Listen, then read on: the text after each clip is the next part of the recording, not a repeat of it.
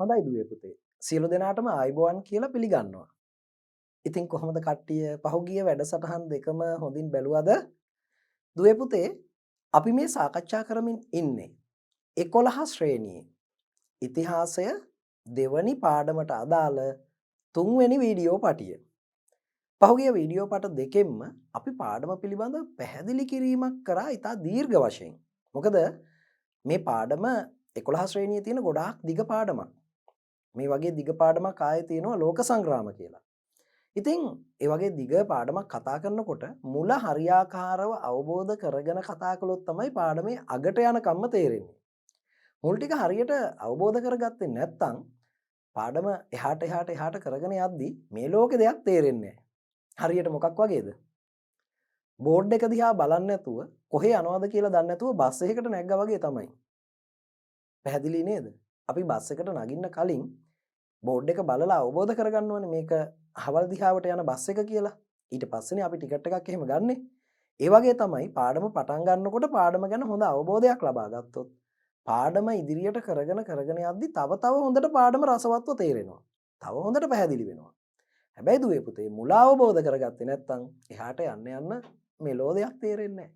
ඊට පස්සේ පාඩමත් එපා වෙලා ඉතිහාසයේ විෂයත් එපා වෙලා උගන්වන ගුරුවරයාත් එපා වෙලා විභාගයට යන එකත් එපා වෙනවා.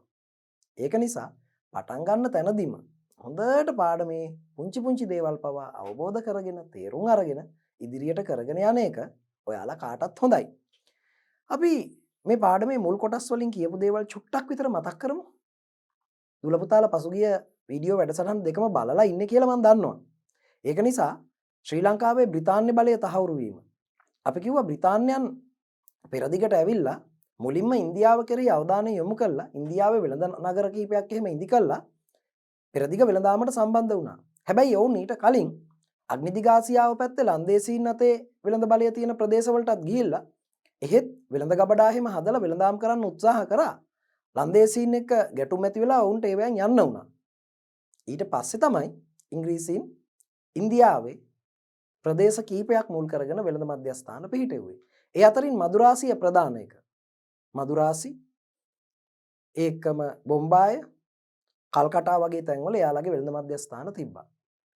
ටිකක් කල් යනකොට ඉංග්‍රීසීන්ට තේරුණා ඉන්දියාවේ මොගල් අධිරාජ්‍ය දුර්වලයි, මේ අධිරාජ්‍ය බිඳ වැටෙනවා, පිරිහෙනවා. ඒ නිසා අපිට ඉදිරියේදී ඉන්දියාවේ වෙළඳ බලයට අමතරව දේශපාලන බලයත් අත්පත් කරගන්න පුළුවන්.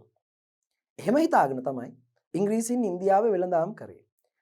ඔය අතරේ ඉන්දියාවේ බලය අල්ලන්න තව කට්ටියක් ආවා. ඒ තමයි ප්‍රංශ ජාතිකයෝ. 1664 විතර ඉන්දියාවට ආපු ප්‍රංශ ජාතිකයෝ ඉංග්‍රීසීන්ට පහර දීලා ඉන්දියාවේ වෙරළබඩ ප්‍රදේශ වෙළඳ නගර අත්පත් කරගන්න හැදුවා. මේ නිසා ඉන්දියාවේ බලය අල්ලන්න බලාගෙන හිටපු ඉංග්‍රීසීන් සහ ප්‍රංශ ජාතිකයන් අතරේ යුද ගැටුම් ඇති වුණා. ගැටුම් මාලාවක් ඇති වුණා. නාවික ගැටුම් රැසක් ඇති වුණා. පොත්පත්වල කර්ණාට යුද්ධ කියලා හැමත් සඳහන් වෙනවා. මේ වෙලාවේ තමයි ඉංග්‍රීසීන්ට පෙරදිග තමන්ගේ ආධිපත්‍ය රැකගන්න, ප්‍රංශ ජාතිකයන්ගෙන් තමන්ගේ වෙළඳාධිපත්‍ය රැකගන්න, ප්‍රංශ ජාතිකයන්ගෙන් තමන්ගේ නැව් ටික ආරක්ෂා කරගන්න, ඉන්දියාවේ වෙළඳ බලය, ඉන්දියාවේ දේශපාලන බලය ස්ථාවර කරගන්න, ඉන්දියාවෙන් පිටත ආරක්ෂිත ස්ථානයක් ඕන වුණේ. තමන්ගේ නැව් ටික ආරක්ෂිතව නවත්තන්න තැනක් ඕන වුණේ. අන්න ඒ වෙලාවේ තමයි ඉංග්‍රීසීන් ශ්‍රී ලංකාව කෙරෙහි අවධානය යොමු කරේ. නැත්තම් දුවේ පුතේ මෙච්චර කල් ඉංග්‍රීසීන් අපේ රට අල්ලන්න හිතුවේ නැහැ. ඒකට හේතු දෙකක් තිබ්බා. එකක් ඔවුන්ගේ මූලික පරමාර්ථය ඉන්දියාවත් පත් කර ගැනීම. තාම ඒක සාර්ථකව කරගෙනත් නැහැ. එහෙව් එකේ තව රටවල් අල්ලන්න යන්නේ නැහැ. මූලික අරමුණ ඉටු කරගන්නත් බැරුව තව තැන්වල යුද්ධවලට පැටලෙනවා. ඊළඟට ඉංග්‍රීසීන් ලන්දේසීන් සතු නාවික බලයට බයයි. මුල් කාලේ පෙරදිග ලන්දේසීන්ට ලොකු බලයක් තිබ්බා. ඉංග්‍රීසීන් හිතුවා ලංකාව අත්පත් කරගන්න ගියොත් ලන්දේසීන්ගෙන් ඇම්බොයිනා දූපතේදී වෙච්ච දේ Tamanට වෙයි කියලා. වෙරළබඩ ලන්දේසීන් බලකොටු හදලා ශක්තිමත්ව පාලනය ගෙන ගියා. ඒ නිසා අපේ රට ගැන ඔවුන් තරම් අවධානයක් නම් යොමු කළේ නැහැ දුවේ පුතේ. මතකයිනේ. ප්‍රංශ ජාතිකයන්ගෙන් අභියෝග එල්ල වෙනකොට තමයි ලංකාවේ ත්‍රිකුණාමල වරායේ වැදගත්කම ඇතුළුව පිහිටීමේ වැදගත්කම. අපි මේක එක කාරණයක් විදිහට ගත්තොත් ශ්‍රී ලංකාවේ පිහිටීමේ වැදගත්කම, ත්‍රිකුණාමල වරායේ වැදගත්කම, ලංකාවේ ඉන්දියන් සාගරයේ මධ්‍යගතව පිහිටා තිබීම, පෙරාපර දෙදිග මුහුදු ගමන් මාර්ගයේහි පිහිටා තිබීම. මේවා Tamanට පෙරදිග බලවත් වෙන්න හොඳ සාධක. මේවා වෙනත් ජාතිකයෝ අතට ගියොත් මොකද වෙන්නේ? ඔවුන් මේවා වාසිය ගන්නවා. ඒ නිසා ඉංග්‍රීසින් ඒ ගැන හිතලා අපේ රට ගැන අවධානය යොමු කළා.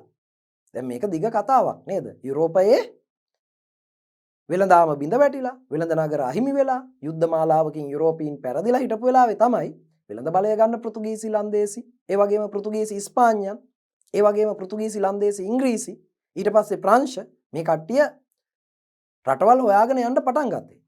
ඒ ආපු ගමනේ ප්‍රතිඵලයක් හැටියට තමයි දැන් මේ ඉංග්‍රීසීන් ඇවිල්ලා ඉන්නේ. මතකනේ මේ කතාව මම මුල්ම වැඩසටහනේ මතක් කරා. හොඳයි. ඉංග්‍රීසීන් ශ්‍රී ලංකාව කෙරෙහි අවධානය යොමු කරන්න එක හේතුවක් අපි කලින් කතා කළා. දැන් අපි සාකච්ඡා කරනවා තවත් හේතුවක්. හේතු දෙකයි තියෙන්නේ. එක හේතුවක් මොකද්ද? අපි කලින් කතා කරපු එක මොකද්ද? මතක් කරගන්න ආපහු. ශ්‍රී ලංකාවේ පිහිටීමේ වැදගත්කම. පිහිටීමේ වැදගත්කමත් එක්කම ත්‍රිකුණාමල වරාය. ඒ ත්‍රිකුණාමල වරාය පිහිටලා තියෙන විදිහත් ඒකටම අයිති. ඒකත් වැදගත් කාරණයක්. ඊළඟට දැන් අපි බලමු දෙවනි කාරණය දෙස.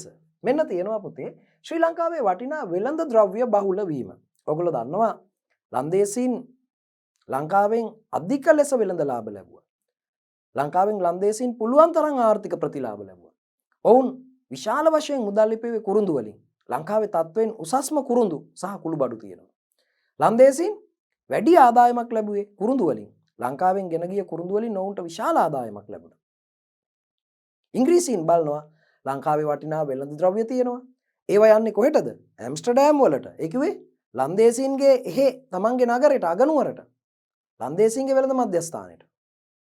එහෙමනම් ඒ ටික තමන් යටතට ගන්න. ලංකාවේ වෙළඳ ද්‍රව්‍ය එංගලන්තයට ගෙනියන්න. බ්‍රිතාන්‍යයට ගෙනියන්න. තමන්ගේ ප්‍රධාන නගරයට ලන්ඩන් වලට ගෙනියන්න ඔවුන්ට උවමනාව තිබ්බා.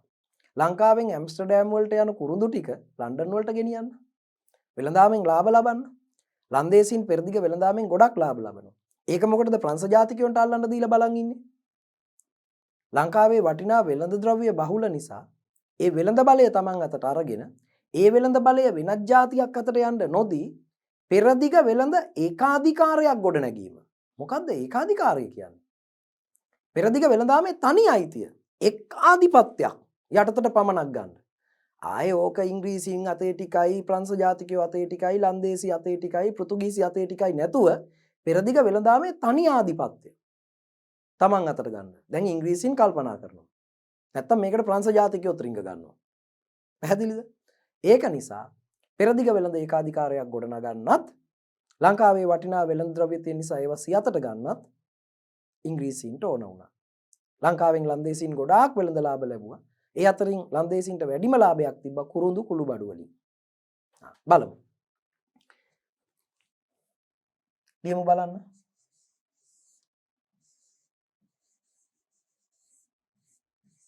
ලංකාව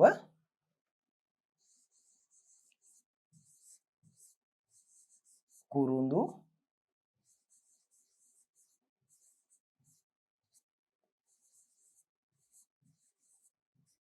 කුළුබඩු ඇතුළු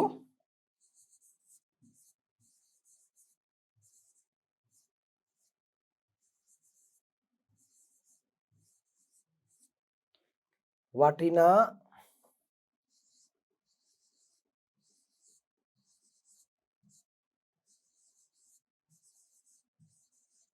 වෙළඳ ද්‍රව්‍ය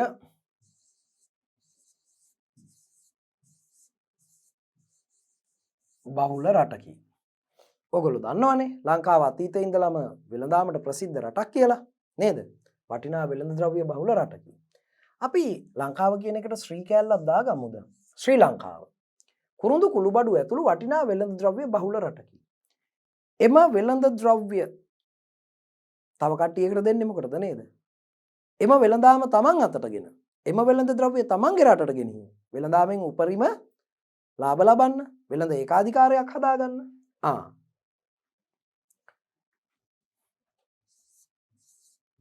එම වෙළඳ බලය සියතටගෙන තමන් අතටගෙන එම වෙළඳ බලය සියතටගෙන එතන ඉඳලා තියෙනවා වෙළඳ ලාභ ලැබීම හා පෙරදිග වෙළඳ ඒකාධිකාරයක් ගොඩනැගීමට ඉංග්‍රීසීන්ට අවශ්‍ය විය. හරි නේද දුවේ පුතේ? මං කියපු කාරණේ. පෙරදිග වෙළඳ බලය තමන් අතට ගන්න, වෙනත් ජාතීන් අතේ තියෙන වෙළඳ අයිතිය තමන් අතට ගන්න, වෙළඳාමෙන් ලාභ ලබන්න, වෙළඳාමේ තනි අයිතිකාරයා වෙන්න ඉංග්‍රීසීන්ට අවශ්‍ය වුණා. ලංකාවේ වටිනා වෙළඳ ද්‍රව්‍ය තියෙන නිසා දැන් ඒගොල්ලෝ ලංකාව ගැන අවධානය යොමු කරනවා වැඩිපුර. හොඳයි. මෙන්න ඉංග්‍රීසීන් ලංකාව කෙරෙහි අවධානය යොමු කිරීමට හේතු දෙකක් දුන්නා. දැන් ඉතින් දුවේ පුතේ හරි ප්‍රශ්නයක් වෙනවා. මොකද්ද? දැන් දුවේ පුතේ ඉංග්‍රීසීන් කල්පනා කරනවා වෙරළබඩ ලන්දේසීන් ඉන්න හින්දා වෙරළබඩ ගන්නවා නම් උඩරට රජුරෝ එක්ක සාකච්ඡා කරලා උඩරටින් උදව්වක් ගන්න ඕන. ලන්දේසීන් එක්ක හැප්පෙන්නත් ඉංග්‍රීසීන්ගේ බයක් තිබ්බා. ඇම්බොයිනා දූපතේදී වෙච්ච දේ මතකනේ. නාවික බලය තියෙනවනේ ලන්දේසීන්ට ප්‍රබලව. ඒ වගේම මුහුදුබඩ වටේම ඒගොල්ලොන්ට මොනවද තියෙන්නේ? බලකොටු තියෙනවා. ඒ නිසා ලන්දේසීන්ට පහර දෙන්න බයක් තිබ්බා. දැන් ලංකාව අල්ලගන්නත් ඕන. හැබැයි වෙරළබඩ ඉන්නේ ලන්දේසීන්. විශේෂයෙන් මේගොල්ලොන්ට ඕන උනේ ත්‍රිකුණාමල වරාය. ත්‍රිකුණාමල වරාය ගන්න එක ලේසි නෑ. මොකද පෙරදිග තිබ්බ හොඳම ස්වභාවික වරාය. ලෝකේම ස්වභාවික වරායවල් තියෙන්නේ 6ක් වගේ සුළු ප්‍රමාණයක්. ඒකෙනුත් ඊටාම හොඳ එකක් තමයි ත්‍රිකුණාමලය. ඒකට ලන්දේසීන්ට මේක ඊටාම වැදගත්. ලන්දේසීන් කිසිම හේතුවක් මත ත්‍රිකුණාමල වරාය නම් වෙනත් ජාතිකයන්ට අල්ල ගන්නකන් නිකන් බලන් ඉන්නේ. කිසිම හේතුවක් මත මේක වෙන අයට අල්ලන්න දෙන්නේ නැහැ. නිසා ගන්නවා නම් ඉංග්‍රීසීන්ට ගන්න ඕන ත්‍රිකුණාමල වරාය. මදුරාසියට ආසන්න තැන තියෙන්නේ එතන. තමන්ගේ නැව් ගොඩක් ආරක්ෂිතව නවත්තන්න පුළුවන් තැන එතන. පෙරදිග නාවික බලය පතුරවන්න හොඳ තැනක් එතන. මොහොසම් සුළං සමයේදී නැව් ආරක්ෂා කරගන්න ආරක්ෂිතව නවත්තලා තියන්න. නැව් අලුත් වැඩියා කරන්න ගොඩක් ඉඩ පහසුකම් තියෙන එතන.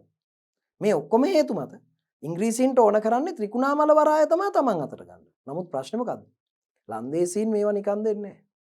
ලන්දේසීන් එක හැප්පෙන්නත් ඉංග්‍රීසීන්ගේ බයක් තිබ්බා. එහෙමනම් ඉංග්‍රීසීන් කල්පනා කරනවා මොකද්ද?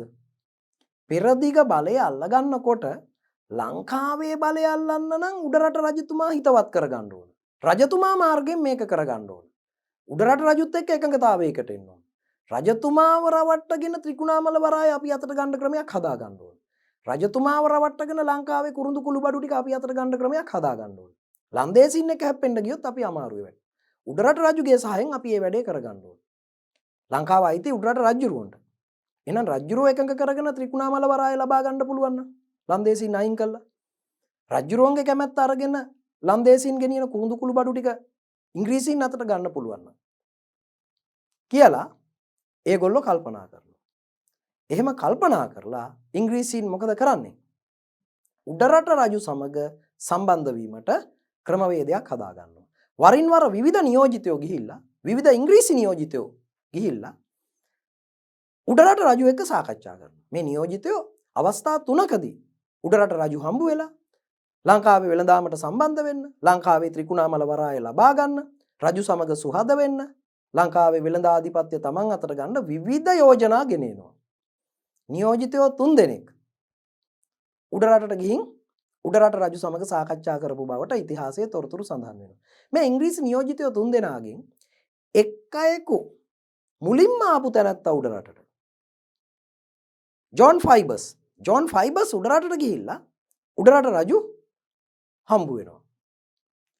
ඊළඟට හිව් බොයිඩ් කියලා එක්කෙනෙක් උඩරටට ගිහිල්ලා උඩරට රජු හම්බ වෙනවා. ඊළඟට රොබර්ට් ඇන්ඩ්‍රූස් කියලා එක්කෙනෙක් උඩරටට ගිහින් රොබර්ට් ඇන්ඩ්‍රූස් එතුමා ගිහිල්ලා උඩරට රජු හම්බ වෙනවා. පළවෙනි නියෝජිතයා යනකොට උඩරට හිටියේ කීර්තිසී රාජසිංහ රජුරු. පැහැදිලිද? අපි බලමු කවුද නියෝජිතයෝ 3 දෙනා කියලා. ඉංග්‍රීසීන් උඩරට රාජ්‍ය සමග සබඳතා ඇති කර ගැනීම. මෙරටින් පෘතුගීසීන් පළවා හැරීම. මතකද ලන්දේසීන් එන්න කලින් අපේ රටේ පොඩි සිද්ධියක් වුණා. පෘතුගීසීන් එලව ගන්න අපේ රජවරු ලන්දේසී සහාය ගත්තා. මොකද පෘතුගීසීන් එක්ක කොච්චර යුද්ධ කළා.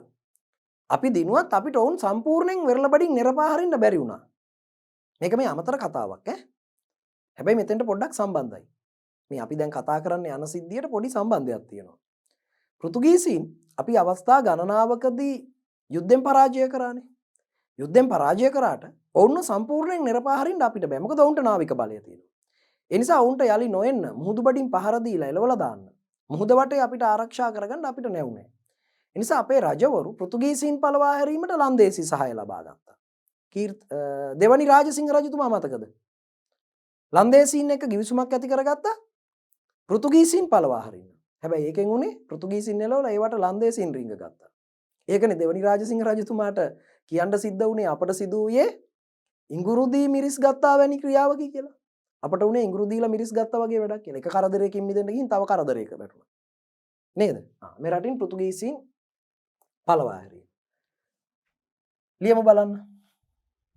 නිල් පාට යොදා ගමු.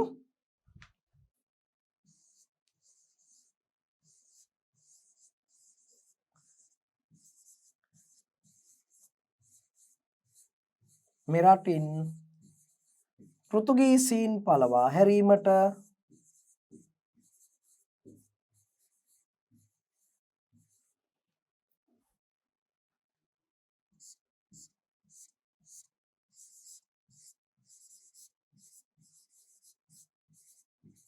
දෙවනි රාජසිංහ රජතුමා ලන්දේසි සහාය ලබා ගත්තේය. හොඳයි. දැන් එයා ලන්දේසින්ගේ උදව්ව අරගෙන පෘතුගීසීන් එළෙව්වා. ඒ වගේම දැන් අපිට ලන්දේසීනුත් කරදරයක් වෙලා තියෙන්නේ. ඒකනේ ඉඟුරු දීලා මිරිස් ගත්තා වගේ කිව්වේ. දැන් ලන්දේසීන් පළවා හරින්න ඊට අමාරුයි. මොකද ඒගොල්ලෝ බොහොම කපටි ජාතියක්. ලේසියෙන් ගැටුම් ඇති කරගන්නෙත් නැහැ. රජතුමාට බොහොම හොඳට සලකගෙන ඉන්න බව අඟවනවා. කීර්තිසී රාජසිංහ රජතුමාගේ සමයේ බැලුවා මේ ලන්දේසීන් අපිට හරි කරදරයක්. මේගොල්ලෝ මේ බලෙන් රිංගගෙන ඉන්නේ. මේගොල්ලෝ එලවන්න ඕන. මේ රටින් ලන්දේසීන් පළවා හැරීමට නාවික බලය සහිත ජාතියකගේ උදව්ව ඕන. මොකද අපේ රජවරුන්ට නාවික බලයක් නැහැ, නැව් නැහැ. නාවික හමුදාවක් නැහැ. එතකොට ගොඩබිමින් පහර දුන්නත් වැඩක් නැහැ. මුහුද වටෙන් අපිට ආරක්ෂාව නැත්තම්. ඒගොල්ලෝ නැවත කොහෙන් හරි ගොඩ බහිනවා. ඒ නිසා එයාලට නොඑන්නම මුහුද වටෙන් අපිට නැව් වලින් පහර දීලා එලවන්න ඕන. ඒකට අපේ රජවරුන්ට නාවික බලය නැහැ. ඉතින් කීර්තිසී රාජසිංහ රජතුමා කල්පනා කරනවා මේ රටින් ලන්දේසීන් පළවා හැරීමට නාවික බලය සහිත බලවත් ජාතියකගේ උදව්ව ඕන. ඒ නිසා කීර්තිසී රාජසිංහ රජතුමා උත්සාහ කරනවා මේ වෙන විට පෙරදිගට පැමිණ සිටින තවත් බලවත් ජාතියක් වන ඉංග්‍රීසීන්ගේ සහාය ඒ සඳහා ලබා ගන්න. ඉංග්‍රීසීන් සමග යම් එකඟතාවයකට එන්න. පැහැදිලි නේද? බලමු. එසේම මේ රටින් ලන්දේසීන් පළවා හැරීමට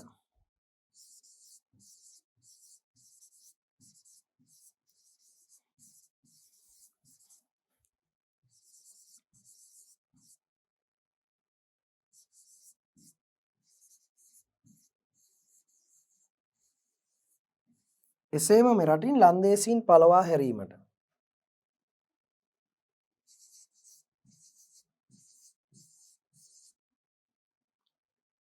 බලවත් ඒ කිව්වේ මොනවද?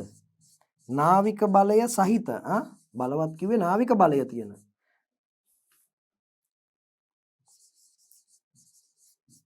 සහිත ඔන්න මම වරහන් කරා. බලවත් ජාතියකගේ සහාය නාවික බලය තියෙන කට්ටියගේ සහාය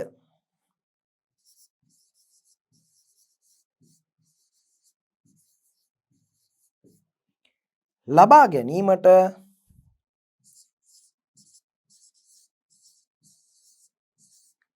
කාටද අවශ්‍ය වුණේ? කීර්තිසී රාජසිංහ රජුට අවශ්‍ය විය.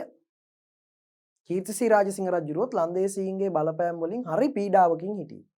ඒ නිසා ලන්දේසීන් එළවලා දාන්න බලවත් ජාතියකගේ සහාය අපේක්ෂා කරා. මේ රටින් ලන්දේසීන් පළවා හැරීමට බලවත් ඒ කිව්වේ නාවික බලය සහිත කට්ටියකගේ සහාය අවශ්‍ය වුණා. හරිද? සහාය ලබා ගැනීමට ලන්දේසීන්ගේ සහාය ලබා ගැනීමට කීර්තිසී රාජසිංහ රජුට අවශ්‍ය විය. පැහැදිලි? දැන් අපේ රට ගැන අවධානය යොමු කරන අලුත්ම කට්ටිය කවුද? ඉංග්‍රීසීන්.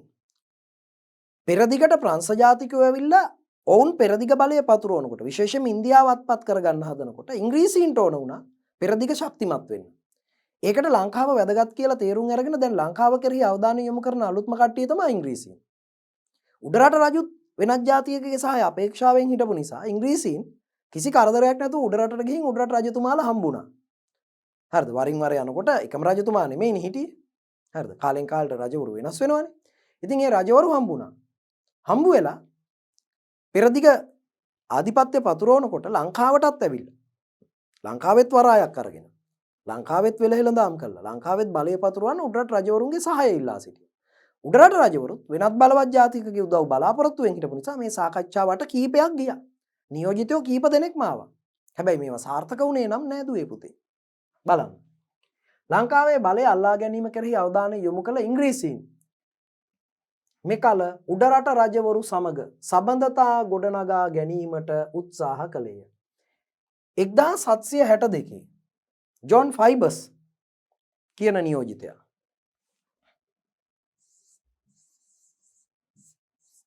ජොන් ෆයිබස් කියන ඉංග්‍රීසි නියෝජිතයා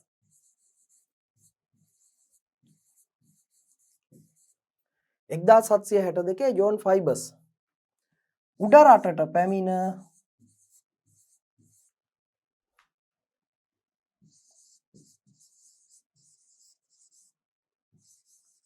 කවුද රජුරුවෝ? කීර්තිශ්‍රී රාජසිංහ. කීර්තිශ්‍රී රාජසිංහ රජු හමු වීම.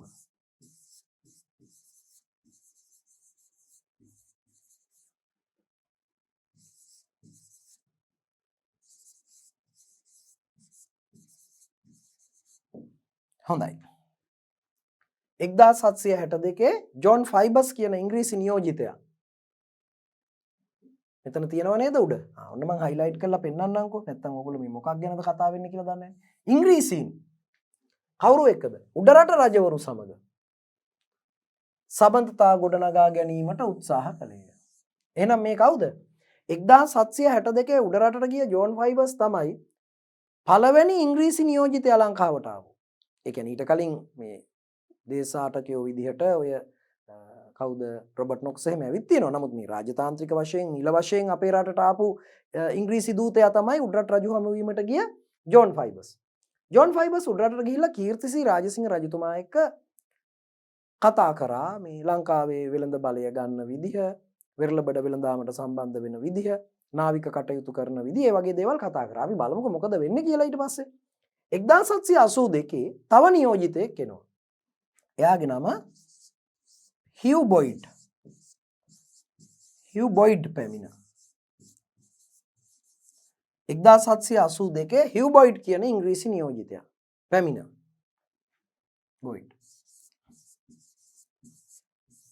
උඩරටට පැමිණ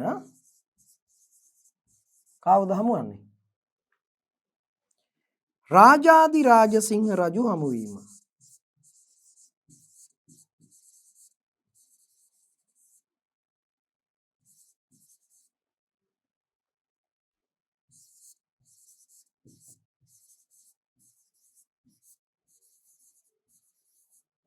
හරි. 1782 හිව් බොයිඩ් උඩරටට යනවා. ගිහිල්ලා උඩරට හිටපු එවකට හිටපු රාජාදි රාජසිංහ රජු හමු වෙනවා. ඊට පස්සේ උඩරටට එනවා තව එක්කෙනෙක්. දැන් මේ කීප දෙනෙක් එන එකෙන් පේන්නේ මොකද්ද පුතේ? මේ පැමිණිච්ච අයගේ පැමිණීම සාර්ථක වෙලා නැහැනේ. දැන් පළවෙනි වටේදී වැඩේ සාර්ථක වුණා නම් ආයේ තව කෙනෙක් එන්න ඕනේ නැහනේ. නේද? පළවෙනි වතාවේ ආපු කෙනා උඩරටට ගිහින් කරපු සාකච්ඡා අසාර්ථකින්ද තමයි තව කෙනෙක් ඇවිත් තියෙන්නේ. ඒකත් අසාර්ථකින්ද තමයි තව කෙනෙක් ගිහින් තියෙන්නේ. නැත්තම් එක්කෙනෙක් ගිහිල්ලා වැඩේ සිද්ධ වුණා නම් රජු එක්ක එකඟ වෙලා ගිවිසුමක් ඇති කරලා ලන්දේසීන් එළවලා එහෙම වුණා නම් මේ කීප දෙනෙක් එන්නේ නැහනේ. අපි වෙන පාටක් ගමු.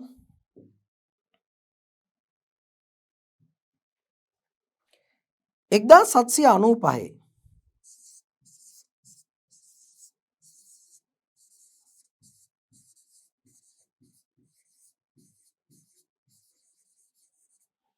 රොබර්ට් ඇන්ඩ්‍රූස් පැමිණ.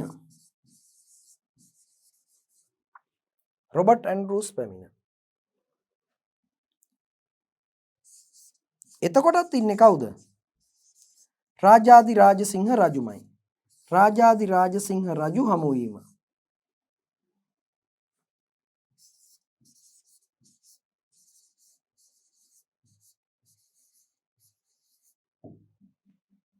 හරි. දැන් බලන්න දුවේ පුතේ නියෝජිතයෝ 3 දෙනෙක් උඩරටට ගිහිල්ලා උඩරට රජවරු හම්බ වෙනවා. ජෝන් ෆයිබස්, රොබර්ට් ඇන්ඩ්‍රූස් නේ? ඊට කලින් හිව් බොයිඩ් නේද? මේ වගේ කීප දෙනෙක්. 1762 ජෝන් ෆයිබර්ස් පැමිණ කීර්තිසී රාජසිංහ රජතුමා හම්බ වෙනවා. 1782 හිව්බොයිඩ් පැමිණ රාජාධිරාජසිංහ රජු හම්බ වෙනවා. 1795 රොබර්ට් ඇන්ඩ්‍රූස් පැමිණ රාජාධිරාජසිංහ රජු හම්බ වෙනවා. මෙම ඉංග්‍රීසි නියෝජිතයෝ උඩරට රජවරු සමග සබඳතා ගොඩනගා ගැනීමට උත්සාහ කළත් මොකද වෙන්නේ? ඔන්න වැදගත් තැනක්. මං කිව්වේ මේ ගිය ගමන් හරි ගියේ නෑ. එම සාකච්ඡා අසාර්ථක විය. හරිද? උඩරට රජවරු සමග සබඳතා ගොඩනගා ගැනීමට උත්සාහ කළත් එම සාකච්ඡා සාර්ථක වුණේ නෑ. අපි බලමුකෝ ඇයි කියලා. එම දූත ගමන්වලදී ඉංග්‍රීසීන් දැන් මං කලින් කිව්වේ මොකද්ද දූල පුතාලට? ඉංග්‍රීසි නියෝජිතයෝ 3 දෙනෙක්ම වරින් වර උඩරටට ඇවිල්ලා උඩරට රජවරු හම්බ වුණා. එක අවස්ථාවක එනකොට කීර්තිසී රාජසිංහ රජතුමා හිටියේ. ඊළඟ නියෝජිතයෝ දෙන්න හිව්බොයිඩ් සහ රොබර්ට් ඇන්ඩ්‍රූස් එනකොට රාජාධිරාජසිංහ රජුරෝ හිටියේ. හැබැයි ඒ එක සාකච්ඡාවකත් සාර්ථක වුණේ නැහැ. මොකක්ද හේතුව? එම දූත ගමන්වලදී ඉංග්‍රීසීන් මේ ආපු ඉංග්‍රීසීන් මොකද්ද කරන්න හැදුවේ?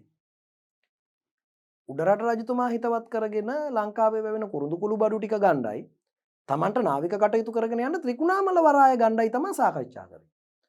අපේ රජතුමාට ඕන තව જાතියක් මේකට ගෙන්න ගන්න නෙමෙයි.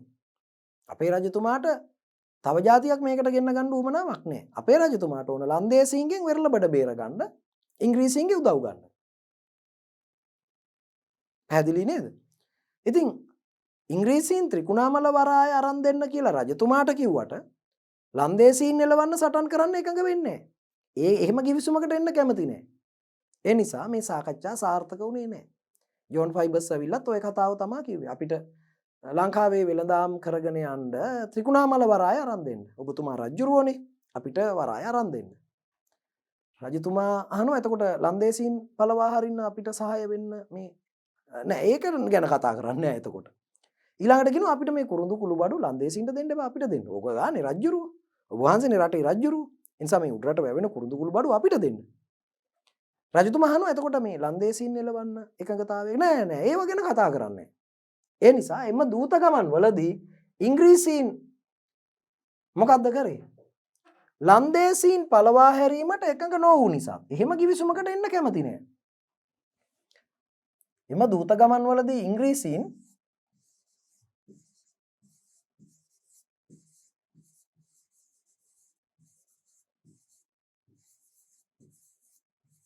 ලන්දේසීන් පළවා හැරීමට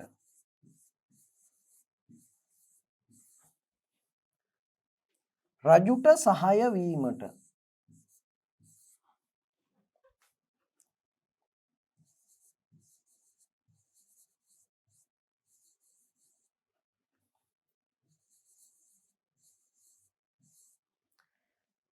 එකඟ නොවූ අතර ඔවුන් උත්සාහ කළේ උඩරට සමග මොකක් කරන්න විතරද? වෙළඳ සබඳතා පවත්ව ගන්න විතරයි.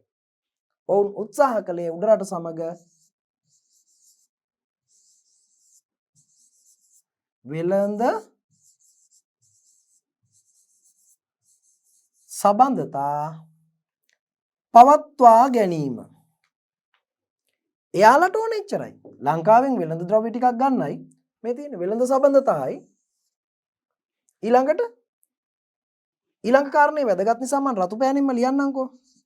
ඊළඟට එයාලට ඕන නාවික කටයුතු වලට ත්‍රිකුණාමලය වරාය භාවිතා කිරීමයි. එයාලගේ අරමුණ ඕක තමයි. මොකද්ද? එයාලා රජතුමා එක්ක කතා කරලා කියන්නේ මේ අපිට නාවික කටයුතු පවත්වාගෙන යන වරායක් ඕන. ඔබ වහන්සේ මේ රටේ රජුරුව. ඒ නිසා ලන්දේසින් අයින් කළා ඒ වරාය අපිට බාර දෙන්න. මේ රටේ තියෙන කුරුඳු කුළු බඩු ටික අපිට දෙන්න. අපි සාකච්ඡා කරමු. අපි හොඳ ප්‍රතිලාභ දෙනවා. අපි හොඳට ගෙවනවා. අපේ අරමුණ ඉටු වෙන්නේ නැහැ. ඒ නිසා මේ එක සාකච්ඡාවකදීවත් රජතුමා ඔවුන් සමග ගිවිසුමකට එන්න එකඟ වුණේ නැහැ. මුලින් එනකොට කවුද හිටියේ? කීර්තිසී රාජසිංහ රජුරුව. පස්සේ එනකොට හිටියේ රාජාධිරාජසිංහ රජුරුව. ඒ එකකදීවත් අවශ්‍ය දේ උනේ නැහැ. ඒ නිසා මේ සාකච්ඡා අසාර්ථක වුණා. මේ කතා බහෙන් වැඩක් උනේ නැහැ. හැබැයි පුතා, ඔන්න දැන් අපි ඊළඟ කාරණයට ආවම අන්තිමට උඩරට රජුගේ සහාය නැතුවම උඩරට රජුගේ උදව් ඉල්ල හිටියා මේ ලංකාවට රිංග ගන්න. ත්‍රිකුණාමල වරාය ගන්න. වෙළඳ ද්‍රව්‍ය ටික ඉල්ල හිටියා. උඩරට රජු එකඟ වුණේ නෑ මේකට. අන්තිමට උඩරට රජුගේ සහාය නැතුවම ඉංග්‍රීසීන් ලංකාවේ වෙරළබඩ අල්ලගෙන ගියා. එයාලට ඕනම වුණේ ත්‍රිකුණාමලයනේ. මුලින්ම ත්‍රිකුණාමලය ඇල්ලුවා. 1795 ඊට පස්සේ මඩ කලපුව, මන්නාරම, යාපනයේ පැත්ත, ඊට පස්සේ ගාල්ල කොළඹ 1796 වෙරළබඩ වටේම අල්ලගෙන ආවා. පැහැදිලිද? උඩරට රජුගේ සහාය ඉල්ල හිටපු ඉංග්‍රීසීන් මෙච්චර කල් ලන්දේසීන් එක්ක කෙලින්ම ගැටුම් ඇති කරගන්න බයේ හිටපු ඉංග්‍රීසීන් දැන් උඩරට රජුගේ සහාය නැතුවම ලංකාවේ වෙරළබඩ අල්ලනවා. දැන් උඩරට රජුගේ සහාය නැතුවම ලන්දේසීන් එක්ක ගැටුම් ඇති කරගන්නවා. උඩරට රජුගේ සහාය නැතුව මෙන්න ලංකාව වටේම අල්ලගෙන එනවා. අපි ඒක ලියලා ඉමුකෝ. බ්‍රිතාන්‍යයන් ශ්‍රී ලංකාවේ වෙරළබඩ අල්ලා ගැනීම. කෙසේ වුවද 1795 ඉංග්‍රීසීන් ලන්දේසීන්ට පහර දී මෙරට වෙරළබඩ බලය අල්ලා ගැනීමට පෙළඹුණි. එහිදී රොබර්ට් ඇන්ඩ්‍රූස් මොකද කරේ?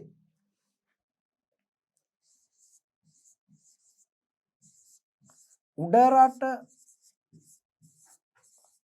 රජුගේ සහාය නැතිවම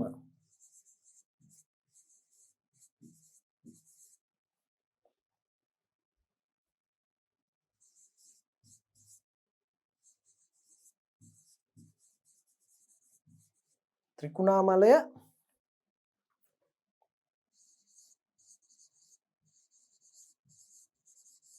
මඩ කලපුව යාපනය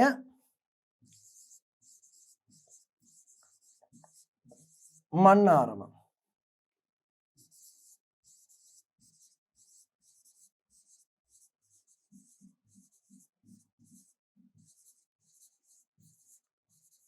ලන්දේසීන්ට පහර දී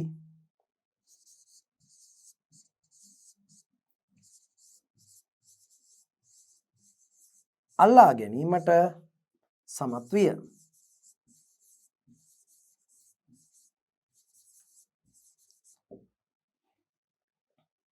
කොහොමද මෙච්චර හයියක් ආවේ? නේද? මෙච්චර හයියක් ආවේ කොහොමද? මේ බලන්නකෝ. තවදුරටත් මං කිව්වොත් 1796 කොළඹ කොටුවද අල්ලා ගත්තේය. කොළඹ කොටුවද අල්ලා ගත්තේය.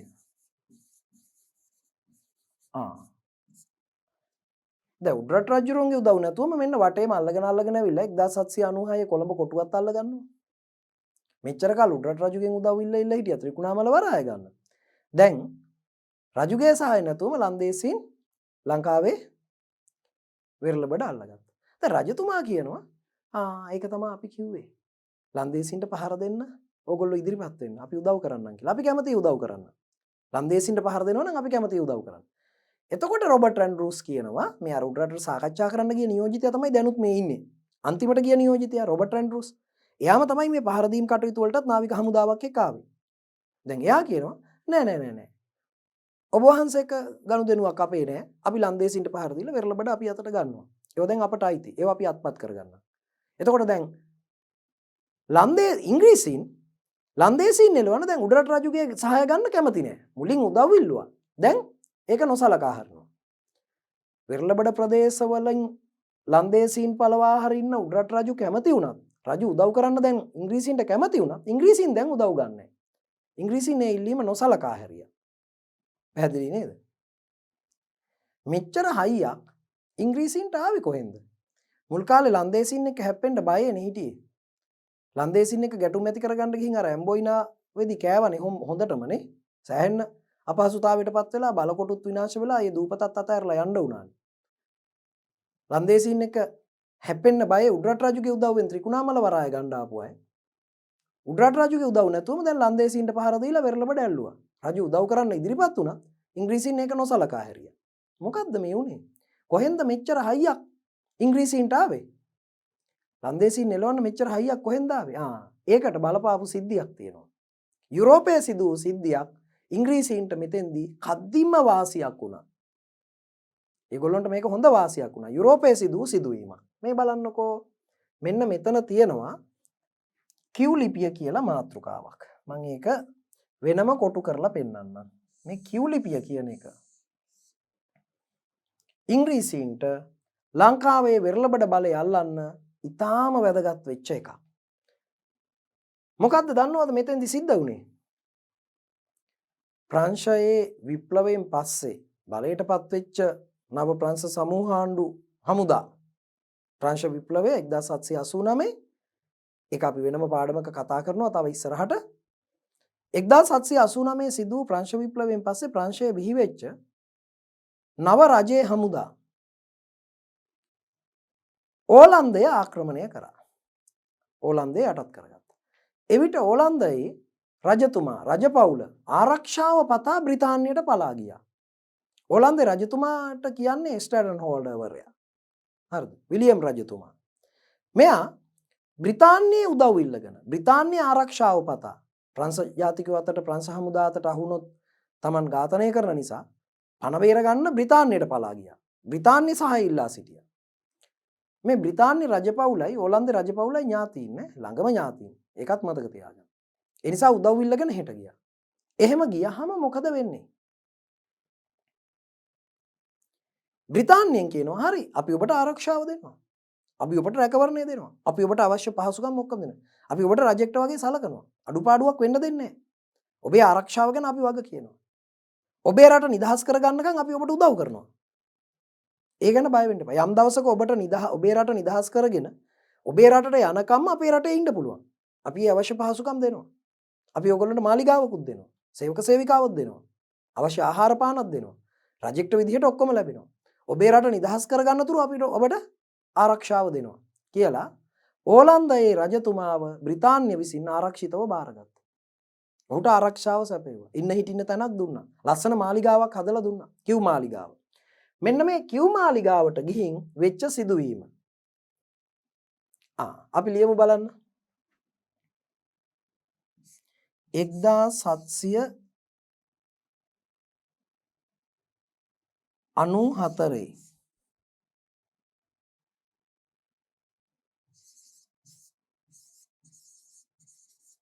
ප්‍රංශය විසින්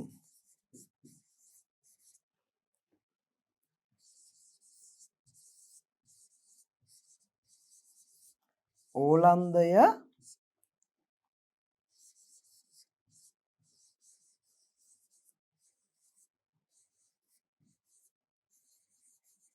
ආක්‍රමණය කළ අවස්ථාවේ ප්‍රංශය විසින් ඕලන්දය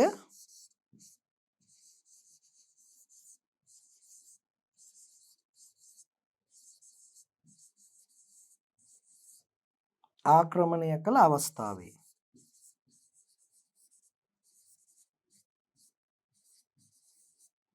1794 ප්‍රංශය විසින් ඕලන්දය ආක්‍රමණය කළ අවස්ථාවේ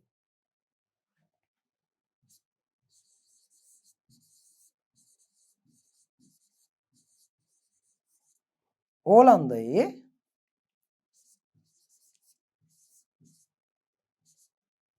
ස්ටැඩන් හෝල්ඩර්වරයා වූ ඒ කියන්නේ රජුරු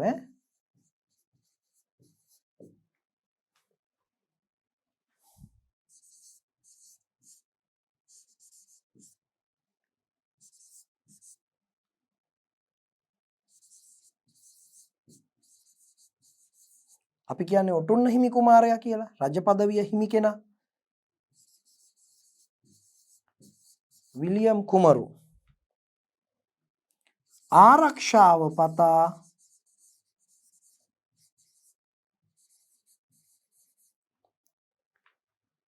බ්‍රිතාන්‍යයට පලා ගියේය.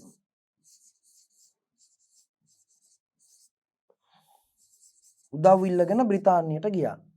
බ්‍රිතාන්‍යයට පලා ගියේය. හරි. ඔන්න දැන් කතන්දරේ හරි. ප්‍රංශය ඕලන්දය ආක්‍රමණය කරනවා. ඕලන්දේ රජ කුමාරයා උදව් ඉල්ලගෙන ආරක්ෂාව ඉල්ලගෙන බ්‍රිතාන්‍යයට පලා යනවා. ඔහුට බ්‍රිතාන්‍යයේ කිව් නැමැති මාලිගාවේ මම ඒක ආපහු රතු පාටින් කොටු කරලා පෙන්නන්නම්. මේ කිව් මාලිගාවේදී ලියපු ලියුම තමයි කිව් ලිපිය. ඔහුට බ්‍රිතාන්‍යයේ කිව් නැමැති මාලිගාවේ රැකවරණය සහිතව නවාතැන් මාලිගාවකුත් දීලා නවතින්න දීලා රැකවරණයක් දුන්නා. අපි ගාව ඉන්නකම් ප්‍රංශ ජාතිකයන්ට ඔය ආහු වෙන්න දෙන්නේ නැහැ කිව්වා. ඔයාගේ රට බේර ගන්නකම් අපි ඔයාට උදව් කරනවා කිව්වා. පැහැදිලි නේද? එම සිදුවීම ලංකාවේ බලය පැතිරවීමට ඉංග්‍රීසීන්ට වාසිදායක වූ අයුරු. දැන්නේ ඕකේ හොඳ කතන්දරේ එන්නේ. ඕලන්දයේ විලියම් රජතුමා නැත්තම් ස්ටඩන් හෝල්ඩර්වරයා දැන් බ්‍රිතාන්‍ය උදව් ඉල්ලගෙන ගියානේ. දැන් බ්‍රිතාන්‍යයෙන් කියනවා හරි හරි අපි ආව බලා ගන්නම්. අපි ආව රැකවරණය සහිත තැනක තියන්නම්. අපි ඔයාට මාලිගාවක්ම දෙනවා. ඔයාව අහු වෙන්න දෙන්නේ නැහැ. අපි ආව ආරක්ෂා කරනවා. හැබැයි ප්‍රංශ ජාතිකයෝ තව ටික දවසකින් ඔයාලට අයිති යටත් විජිත ටිකක් අල්ලනවා. ප්‍රංශ ජාතිකයෝ ඕලන්දය ආක්‍රමණය කරා වගේම ඕලන්දයට අයිති යටත් විජිත. ඒ කියන්නේ ලන්දේසි. ඕලන්දය කියන්නේ ලන්දේසීන්ගේ රටනේ. ඒතකොට ලන්දේසීන්ට අයිති යටත් විජිත ටිකක් අල්ලනවා. ඒවා ප්‍රංශ ජාතිකයෝ අත්පත් කරගත්තොත් එහෙම ඒක ලොකු අභියෝගයක්. ඒ නිසා ඕගොල්ලෝ සතු පෙරදිග තියෙන යටත් විජිත ලන්දේසීන් සතු පෙරදිග තියෙන යටත් විජිත ප්‍රංශ ජාතිකයන්ගෙන් ආරක්ෂා කරගන්න ඉංග්‍රීසි හමුදාවට බාර දෙන්න. ඕලන්දේ රජතුමා කියනවා නේ ඒක නම් කරන්න බෑ. ඒවා මේ අපි අමාරුවෙන් අල්ලගත්තේ පෘතුගීසීන් එක්ක යුද්ධ කරලා. එතකොට ඉංග්‍රීසීන් කියනවා ඔබගේ රට නිදහස් වෙලා ඔබ ගිය දවසක ආපහු ඒවා දෙන්නම්. ඒවා ප්‍රංශ ජාතිකයෝ අතට පත්වීම වළක්වන්න අපිට දෙන්න ආපහු දෙනවා. විශේෂයෙන්ම කොහෙද ඉංග්‍රීසීන්ට ඕන කරන්නේ? ලංකාවේ ලන්දේසීන් සතු ප්‍රදේශ ප්‍රංශ ජාතිකයන් අතට පත්වීම වැළැක්වීමට ඒවා ඉංග්‍රීසි හමුදාවට බාර දෙන්න කිව්වා. දැන් ඉංග්‍රීසීන් මෙහෙම ඉල්ලීමක් කරනකොට ඕලන්දේ රජතුමාට තවදුරටත් බෑ කියන්න බෑ. දැන් ඕලන්දේ රජතුමාව බය කරලා තියෙන්නේ. ලංකාවේ වෙරළබඩ ප්‍රදේශ ප්‍රංශ හමුදා අල්ලයි. ප්‍රංශය ඕගොල්ලොන්ගේ රටත් ඇල්ලුව එකේ ඕගොල්ලොන්ගේ යටත් විජිත ටික අල්ලන එක මහ ලොකු දෙයක් නෙමෙයිනේ. ප්‍රංශ හමුදා ලංකාවේ වෙරළබඩ අල්ලගත්තොත් එහෙම ආපහු ඒවා ඔයාලට ගන්න වෙන්නේ. හැබැයි අපිට දුන්නොත් අපි ඒවා ආරක්ෂා කරගන්න. ඒවා ප්‍රංශ ජාතිකයන් අතට පත්වීම වැළැක්වීමට ඉංග්‍රීසි හමුදාවට ඒ ප්‍රදේශ බාර දෙන්න. ඔයාගේ රට නිදහස් වෙලා ගිය දවසක ආයෙ අපි ඒවා ඔයාට බාර දෙනවා. දැන් මොකද කරන්නේ? ඕලන්දේ රජතුමා මේකට එකඟ වෙලා ලංකාවේ වෙරළබඩ ලන්දේසීන් සතු ප්‍රදේශ ඉංග්‍රීසීන්ට බාර දෙන්න කියලා ලියුමක් ලියනවා. ඒක ලියන්නේ කිව් මාලිගාවේදී. ඒ නිසා තමයි මේ ලිපියට කිව් ලිපිය කියලා නම වැටුනේ. මේ කිව් මාලිගාවේදී ලියපු ලිපියත් අරගෙන ඉංග්‍රීසි නියෝජිතයෝ ලංකාවට එනවා. ඇවිල්ලා ඒක ලංකාවේ ලන්දේසි ආණ්ඩුකාරයාට පෙන්නුවට ලන්දේසි ආණ්ඩුකාරයා ඒ ලියුම බලලා වෙරළබඩ ප්‍රදේශ ඉංග්‍රීසීන්ට බාර දෙන්න කැමති වුණේ නැහැ, එකඟ වුණේ නැහැ. ඒ නිසා රොබර්ට් ඇන්ඩ්‍රූස්ට ගොඩක් කේන්ති යනවා. රොබර්ට් ඇන්ඩ්‍රූස් කියනවා නෑ නෑ ඔයාගේ කැමැත්ත වැඩක් නෑ. ඔයාගේ රජ්ජුරුව මේවා අපට බාර දීලා තියෙන්නේ. ලංකාවේ ලන්දේසි ආණ්ඩුකාරයා එයාගේ නම එංගල් බෙක්, ෆන් එංගල් බෙක් එයාගේ නම. එංගල් බෙක් එහෙම නැත්නම් ෆන් එංගල් බෙක් මේකට විරුද්ධ වුණාට රොබර්ට් ඇන්ඩ්‍රූස් කියනවා නෑ නෑ නෑ ඔයාගේ කැමැත්ත වැඩක් නෑ. මේක ඊට උඩින් ආපු ඕඩරයක්. මේක ඊට උඩින් ආපු නියෝගයක්. ඔයා කැමති නැති වුණාට ඔයාගේ රජතුමා මේවා ලංකාවේ වෙරළබඩ ප්‍රදේශ ඒ කිව්වේ මේවා අපට බාර දීලා මේ ලියුමක් ලියලා තියෙනවා. නිසා මේවා අපට අයිති. අපට ඕන කරන්නේ ත්‍රිකුණාමලය. අපි ගිහින් ත්‍රිකුණාමලය අල්ලනවා කියලා තමයි පහර දෙන්නේ. එහෙනම් ඉංග්‍රීසීන්ට උඩරට රජුගේ සහාය නැතුවම ලංකාවේ ලන්දේසීන් සතු ප්‍රදේශ විශේෂයෙන්ම ත්‍රිකුණාමල වරාය. ඒ වගේම මඩකලපුව, යාපනය, මන්නාරම, ගාල්ල මාතර, කොළඹ, කල්පිටිය පැත්ත. ඒවා අල්ලන්න කොහෙන්ද මේ හයිය එන්නේ? ඕලන්දේ රජතුමා දැන් ප්‍රංශයට යටත් වෙලා හින්දා. ඕලන්දේ රජතුමා දැන් ආරක්ෂාව පතා ගිහින් ඉන්නේ බ්‍රිතාන්‍යයේ හින්දා. ඕලන්දේ රජතුමා දැන් බ්‍රිතාන්‍ය කිව් මාලිගාවේ ඉඳගෙන බ්‍රිතාන්‍ය රැකවරණය ලබන හින්දා. දැන් ලන්දේසීන්ට ඉස්සර තිබ්බ බලය නැහැ. දැන් ලන්දේසීන්ගේ මව් රට යටත් වෙලා. ලන්දේසීන්ට ඉස්සර තරම් බලයක් නැහැ. ප්‍රංශ ජාතිකයෝ ලන්දේසීන්ගේ මව් රට යටත් කරගෙන. ඒ නිසා ලන්දේසීන් දැන් උදව් ගන්නේ බ්‍රිතාන්‍යයෙන්. ලන්දේසි රජතුමාට රැකවරණය දෙන්නේ බ්‍රිතාන්‍යය. ඒ නිසා බ්‍රිතාන්‍ය රජතුමා ලන්දේසීන් සතු ලංකාවේ වෙරළබඩ ප්‍රදේශ ඉංග්‍රීසීන්ට දෙන්න කියලා නියෝග කළා ලියුමක් ලියලා තියෙන්නේ. මොකක්ද ලියුම? කිව් ලිපිය. දැන් ඉංග්‍රීසීන්ට බලය තියෙනවා ලංකාවේ ලන්දේසීන් සතු ප්‍රදේශ තමන් අතට ගන්න. දැන් ඉංග්‍රීසීන්ට බලය තියෙනවා ලංකාවේ වෙරළබඩ ප්‍රදේශ ලංකාවේ ලන්දේසීන් සතුව තිබ්බ වෙරළබඩ ප්‍රදේශ තමන් අතට ගන්න. පැහැදිලි නේද? ඒ බලය තමයි තිබ්බේ. නැත්තම් උඩරට රජුගේ උදව් ඉල්ල ආපු කෙනා නෙමෙයි. උඩරට රජුගේ සහාය ඉල්ල උඩරට රජු පස්සෙන් ආපු කෙනා නෙමෙයි. දැන් බය නැතුව ඇවිල්ලා වෙරළබඩ අල්ලන්නේ. දැන් උඩරට රජු ලන්දේසීන් එළවනවා කියලා දැනගෙන උදව් කරන්න කිව්වම නෑ නෑ ඔයාගේ උදව් එපා අපි ඒක කරගන්නම් කියලා දැන් මේ කරන්නේ කොහමද? අර කිව්ලිපියෙන් බලය දීපු නිසා. පැහැදිලි නේද? හොඳයි අපි බලමු. එම සිදුවීම ලංකාවේ බලය පැතිරවීමට ඉංග්‍රීසීන්ට වාසිදායක වූ අයුරු. දැන් අපි සිද්ධිය ලියමුකෝ බලන්න.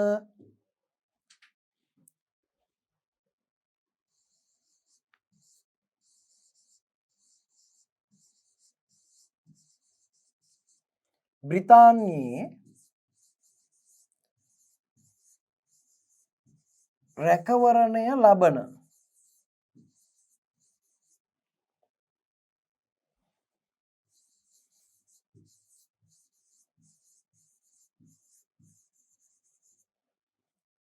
ඕලන්දයේ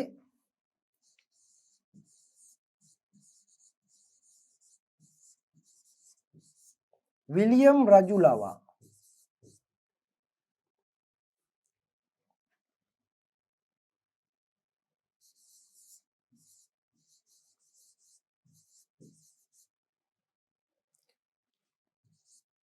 ලංකාවේ ලන්දේසීන් සතු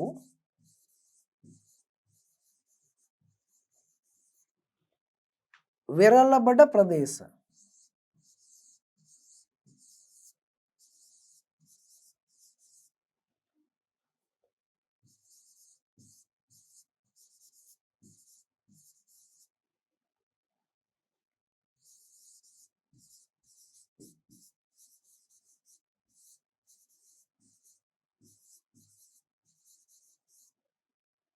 ඉංග්‍රීසීන් වෙත පවරා ගැනීමට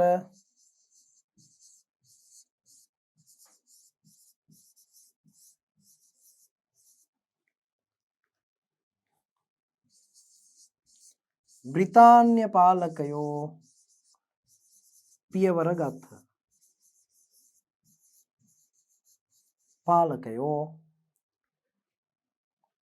ඔහු ලවා ලිපියක් ලියවා ගත්තේය. ඔහු ලවා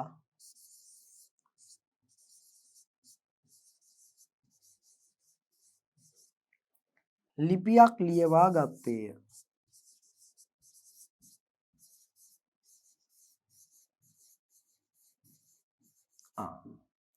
ඔන්න ඉංග්‍රීසීන්ට ඔය සිද්ධිය වාසිදායක වෙච්ච විදිය. මේ බලන්නකො. එම සිදුවීම ලංකාවේ බලය පැතිරවීමට ඉංග්‍රීසීන්ට වාසිදායක වූ අයුරු. අපි ඒක මේ විදිහට මතු කරලා ගමුකෝ. වාසිදායක වූ අයුරු. බ්‍රිතාන්‍යයේ රැකවරණය ලබන ඕලන්දයේ විලියම් රජු ලවා ලංකාවේ ලන්දේසීන් සතු වෙරළබඩ ප්‍රදේශ ඉංග්‍රීසීන් වෙත පවරා ගැනීමට බ්‍රිතාන්‍ය පාලකයෝ ඔහු ලවා ලිපියක් ලියවා ගත්තේය. ඔන්න දැන් එයා ලව්ව ලිපියක් ලියව ගත්තා. හරිද? ඔහු ලවා ලිපියක් ලියවා ගත්තේය. මොකක්ද දන්නවද මේ ලිපිය සඳහන් වෙන්නේ? ඔන්න බලන්න ඈ. ඔන්න ඒකේ සඳහන් වෙන එක. දැන් මම ලියනවා. මොකක්ද ඒකේ සඳහන් වෙන්නේ? ලංකාවේ වෙරළබඩ ප්‍රදේශ ප්‍රංශ ජාතිකයන් අතට පැත්වීම වැළැක්වීමට ඒවා ඉංග්‍රීසි හමුදාවට බාර දෙන්න. රයිට්. ලියමු. තරුවක් එහෙම දාලා ලියමු නේ. එහි සඳහන් වූයේ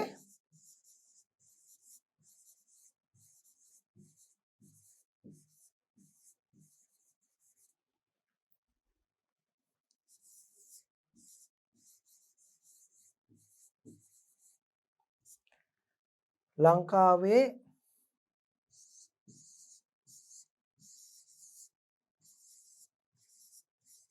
වෙරළබඩ ප්‍රදේශ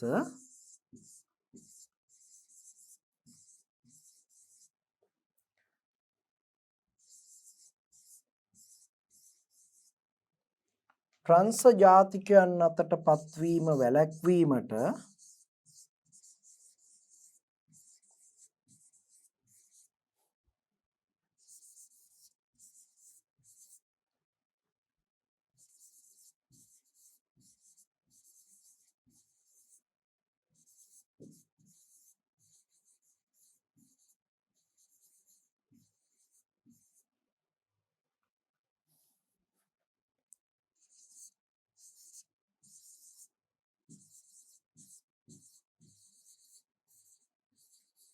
එම ප්‍රදේශ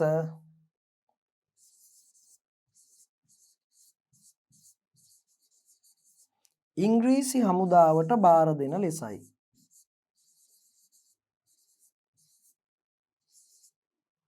ඉංග්‍රීසි හමුදාවට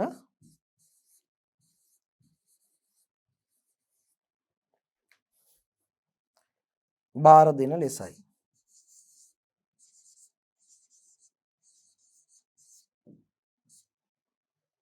එහෙම තමයි එහි සඳහන් වුණේ.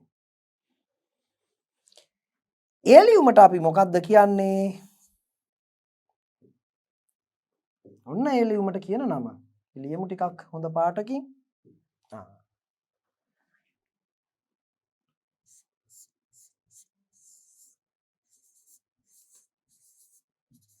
එම ලිපිය මොකක්ද දුවේ පුතේ? එම ලිපිය කිව් මාලිගාවේදී නේ ලිව්වේ. එහෙනම් එම ලිපිය කිව් ලිපිය නම් වේ. ඉතින් මේ ලියුමෙන් තමයි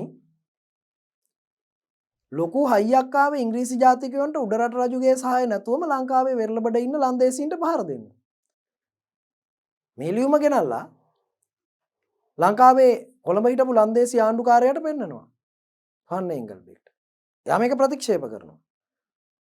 එතකොට ඉංග්‍රීසීන් කියනවා නෑ නෑ ඔයාගේ අනුමැතිය ඕනේ නෑ.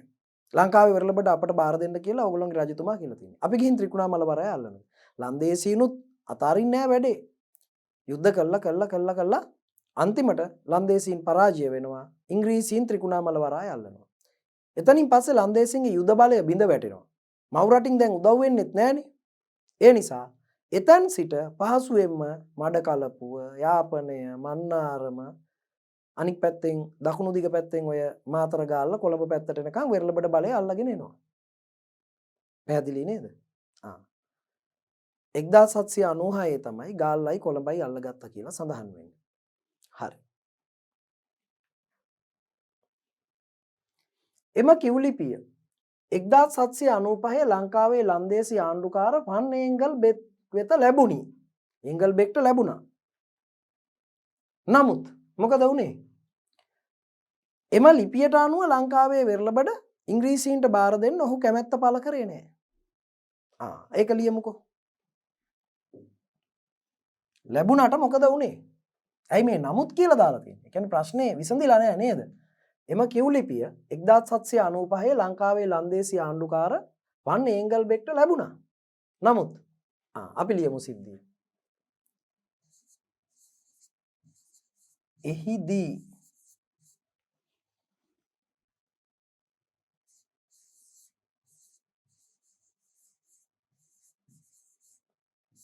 ලංකාවේ ලන්දේසි ආණ්ඩුකාර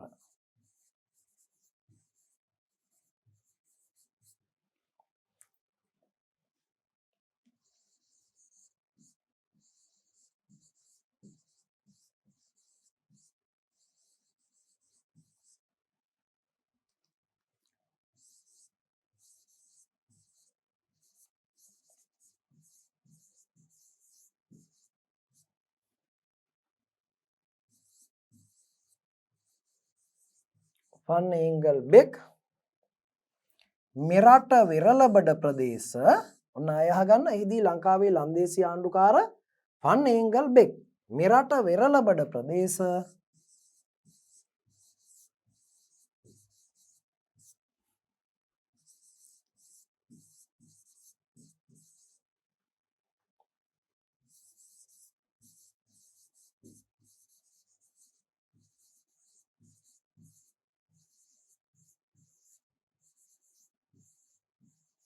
ඉංග්‍රීසීන්ට බාර දීම මොකද කරේ? ප්‍රතික්ෂේප කළේය. දෙන්න බෑ කිව්වා.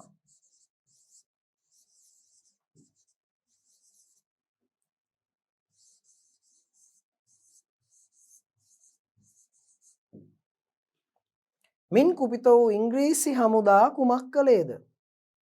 මොකද කරේ? ත්‍රිකුණාමලයට පහර දීලා Tamanට ඕනම තැන ත්‍රිකුණාමලයනේ. ත්‍රිකුණාමලය අල්ලගත්තා. මින් කුපිත වූ ඉංග්‍රීසීන් මොකද කළේ? ලියමු.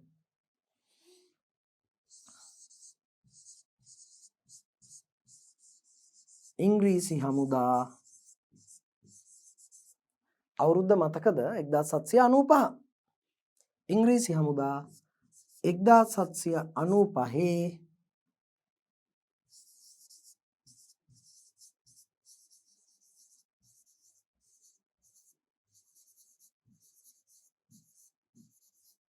ඉංග්‍රීසීන්ට පහර දී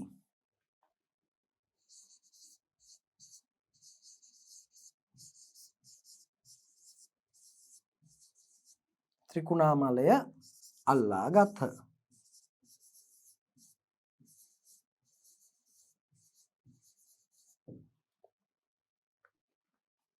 අනතුරුව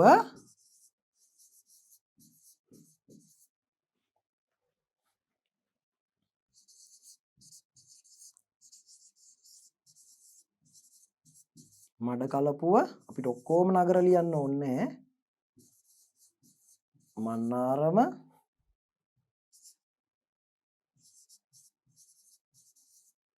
යාපනය,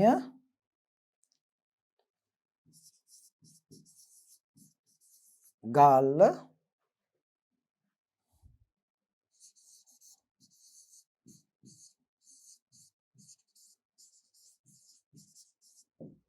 අල්ලා ගත්හ. පුතේ අන්තිමට එනවා කොළඹ අල්ලන්න.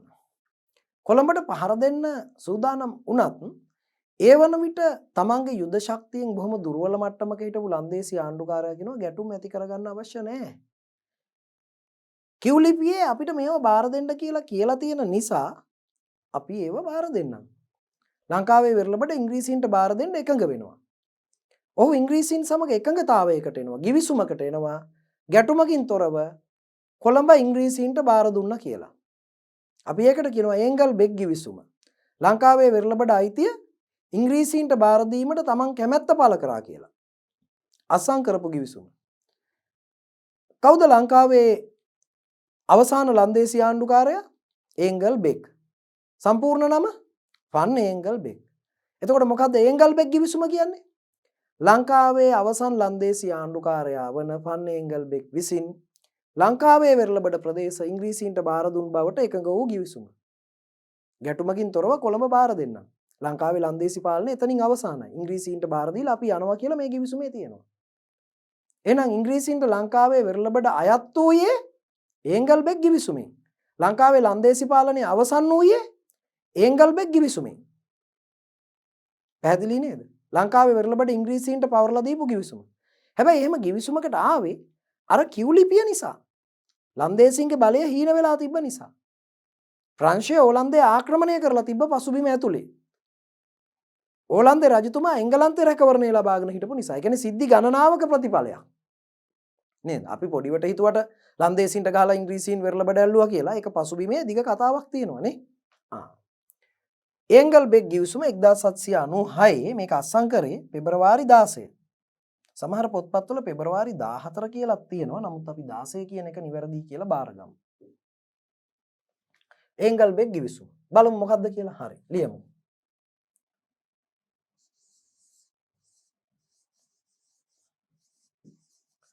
ලංකාවේ අවසන්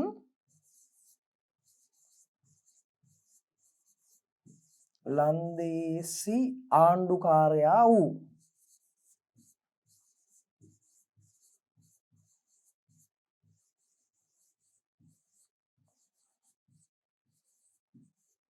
ලංකාවේ අවසන් ලන්දේසි ආණ්ඩුකාරයා වූ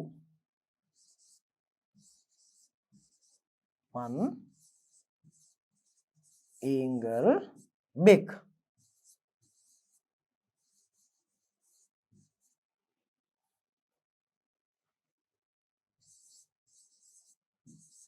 මෙරට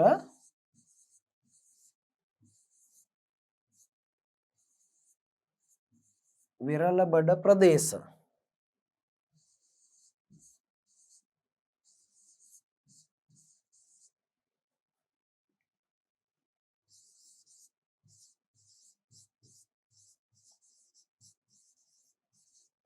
ඉංග්‍රීසීන්ට බාර දී නැත්නම් පවරා. ඉංග්‍රීසීන්ට පවරා. ඉංග්‍රීසීන්ට බාර දී. මෙරටින්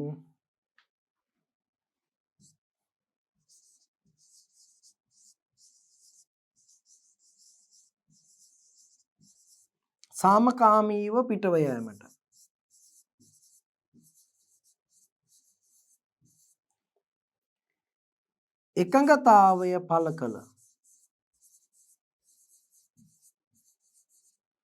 එකඟතාවය පළ කළ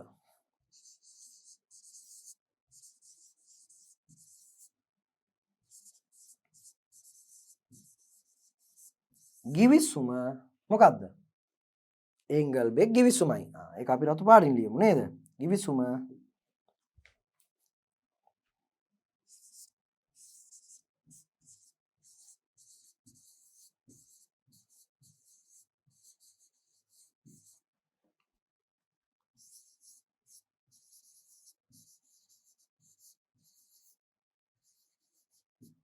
එංගල්බෙක් ගිවිසුමයි.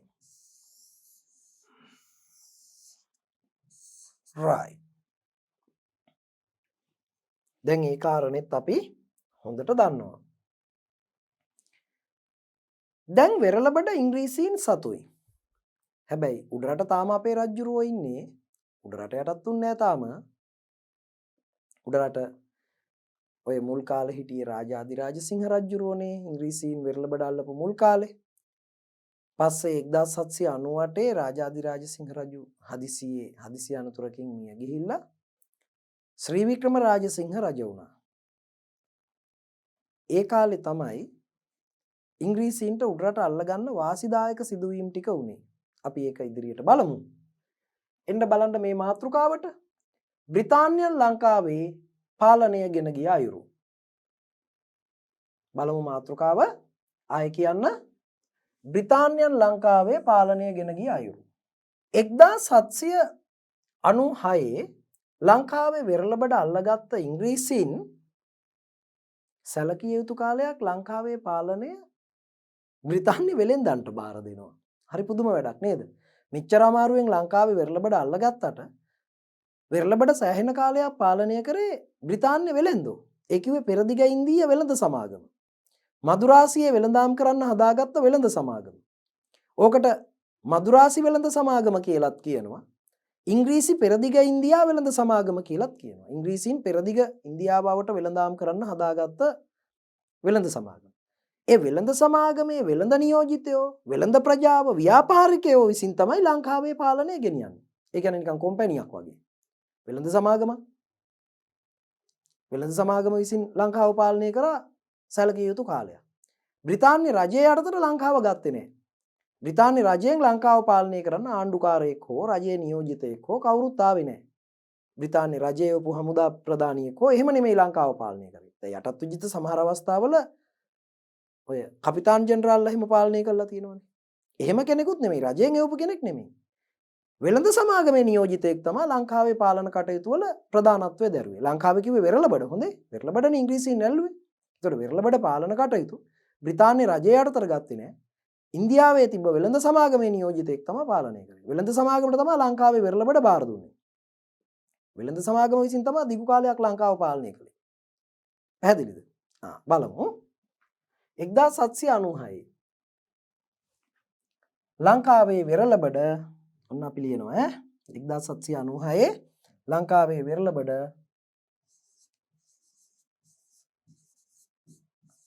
පෙරදිග ඉන්දීය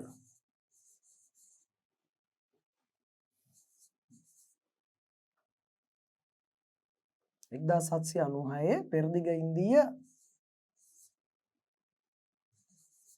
වෙළඳ සමාගම විසින් වෙළඳ සමාගම විසින්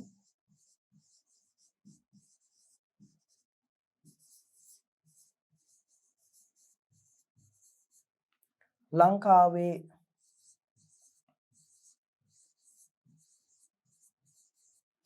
වෙරළබඩ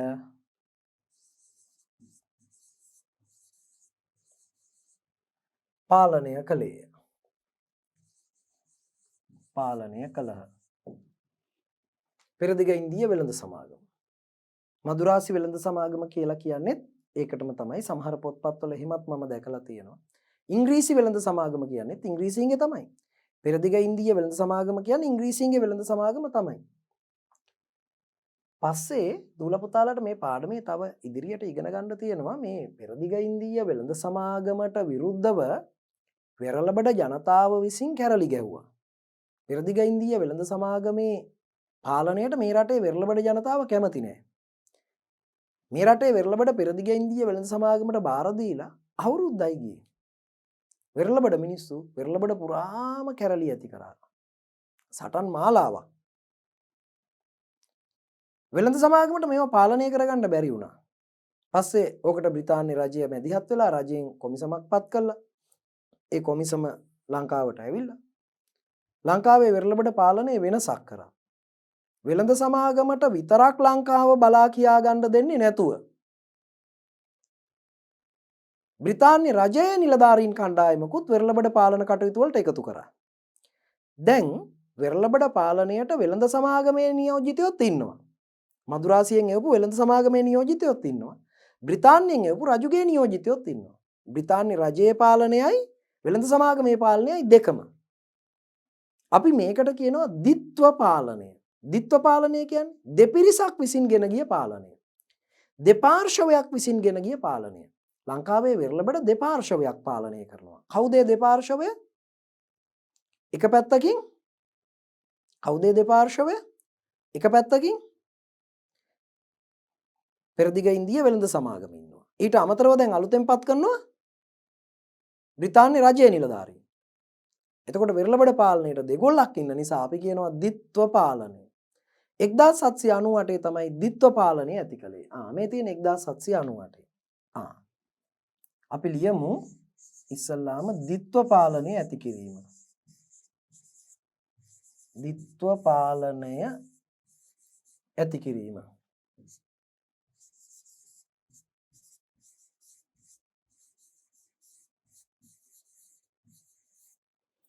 වරහන් ඇතුලේ දාමුකෝ මොකක්ද කියලා.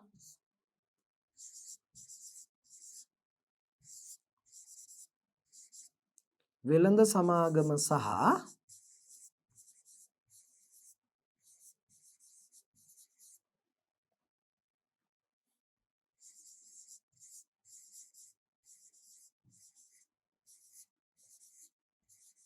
බ්‍රිතාන්‍ය රජය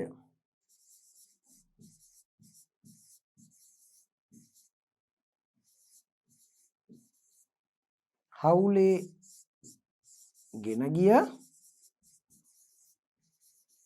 පාලනය. වෙළඳ සමාගම සහ බ්‍රිතාන්‍ය රජය හවුලේ ගෙන ගිය පාලනය. වරහන් වහන්න ඕන නේ. ඊට පස්සේ තියෙනවා 1802 කියලා. 1802ත් පාලනයේ වෙනසක් වුණා. ඒක පාසල් පෙළපොතේ සඳහන් කරලා නැහැ. නමුත් ඒක කියන්න ඕන කාරණයක්. ඒක දැනගෙන ඉන්න ඕන. අවබෝධය කියන එකයි වැදගත්. මොකද්ද ඊළඟට වෙන්නේ කියන එක. පෙළපොතේ නැති වුණත් විෂය කරුණක් විදිහට නැති වුණත් ඊළඟ කොටසට යන්න අවබෝධය තියෙන්න ඕන. මේ වෙළඳ සමාගමේ පාලනය දිගින් දිගටම අපේ රටේ වෙරළබඩ ජනතාව ප්‍රතික්ෂේප කරා. වෙළඳ සමාගම දිගින් දිගටම ලාභ අපේක්ෂාවෙන් වැඩ කරා. වෙළඳ සමාගමේ නියෝජිතයන්ට ඕන විදිහට තීරණ ගන්නවා. බ්‍රිතාන්‍ය රජයේ නිලධාරීන්ව නොතකා. දැන් බ්‍රිතාන්‍ය රජයේ පාලනය යටතේ ආණ්ඩුකාරයෙකුත් එවලා තියෙනවා දැන්. එතකොට බ්‍රිතාන්‍ය ආණ්ඩුකාරය ඇතුළු රජයේ නිලධාරීන් නොතකා වෙළඳ සමාගමට ඕන විදිහට තව දුරටත් ලාභ අපේක්ෂාවෙන් වෙළඳ සමාගම කටයුතු කරනවා. වෙරළබඩ ජනතාවගේ විරෝධය තාමත් එල්ල වෙනවා. මේක දැනගත්තට පස්සේ බ්‍රිතාන්‍ය රජුරෝ ලංකාවෙන් පෙරදිග ඉන්දිය වෙළඳ සමාගමට යන්න කියනවා. පෙරදිග ඉන්දිය වෙළඳ සමාගම අයින් කරලා ලංකාවේ වෙරළබඩ පාලන කටයුතු කෙලින්ම බ්‍රිතාන්‍ය රජු යටතට ගන්නවා. ඉස්සර රජුගේ නිලධාරීන් එව්වට වෙළඳ සමාගමටනේ බාර දීලා තිබ්බේ. වෙළඳ සමාගමත් පසු ආපු රජයේ නිලධාරීන්. එතකොට දිත්වයි දෙගොල්ලක්. දැන් දෙගොල්ලක් නෑ.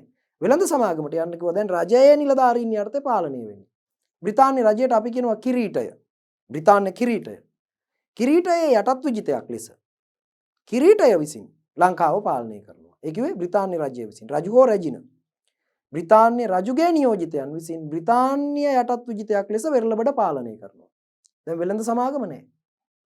කිරීට විජිත කියන්නේ ඒකයි. බ්‍රිතාන්‍ය කිරීටයේ, ඒ කිව්වේ බ්‍රිතාන්‍ය රජයේ නැත්තම් බ්‍රිතාන්‍ය රජුගේ යටත් විජිතයක් ලෙස රජයේ නිලධාරීන් යටතට ලංකාවේ පාලනය ගන්නවා. දැන් දිත්ව නැහැ. දැන් දෙගොල්ලක් නැහැ. දිත්ව පාලනය අහෝසි කරනවා. ලියමු. 1802 දිත්ව පාලනය අහෝසි කර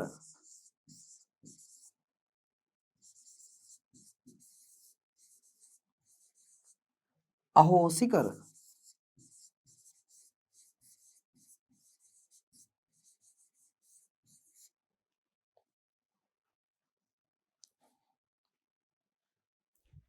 කිරීට විජිත පාලනය ආරම්භීම. කිරීට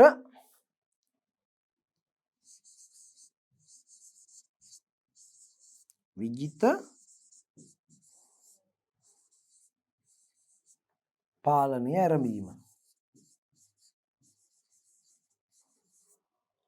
දිත්ව පාලනය අහෝසි කර කිරීට විජිත පාලනය ආරම්භීම. ඒ කිව්වේ මොකද්ද? අපි වරහන් ඇතුලේ දාමු.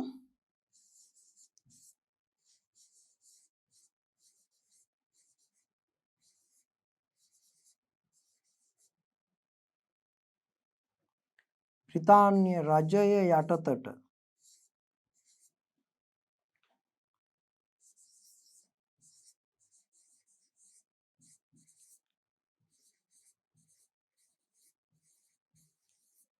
ඔන්න මං වරහන් ඇතුලේ වැඩි දුරටත් දැම්මා. බ්‍රිතාන්‍ය රජය යටතට ලංකාව ගැනීම.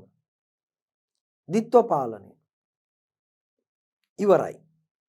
දැන් තියෙන්නේ කිරීට විජිත පාලනය. මෙතෙක් කල් තිබ්බ දිත්ව පාලනය මෙතනින් ඉවර කරා.